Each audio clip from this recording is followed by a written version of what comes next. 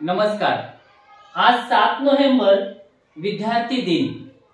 आजचा दिवस आपल्यासाठी खूप खास आहे, कारण याच दिवशी डॉक्टर बाबासाहेब आंबेडकरांनी पहिल्यांदा शाळेत पाऊल ठेवले होते.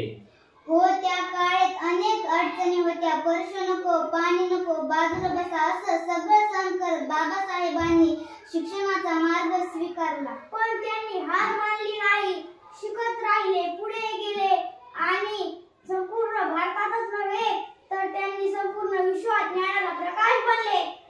बाबासाहेब म्हणाले होते, शिका, संघटित व्हा, संघर्ष करा. आज आपण शिकतोय म्हणजे त्यांच्या स्वप्नाची पूर्तता करतोय. आज आपण त्यांच्यामुळे शाळा शिकतो, अभ्यास करतो, स्वप्न पाहतो. म्हणून आजचा दिवस म्हणजे विद्यार्थ्यांच्या सामर्थ्याचा आणि प्रेरणेचा दिवस आहे. चला, शिक्षण घेऊन आपलं भविष्य उज्ज्वल बनवूया.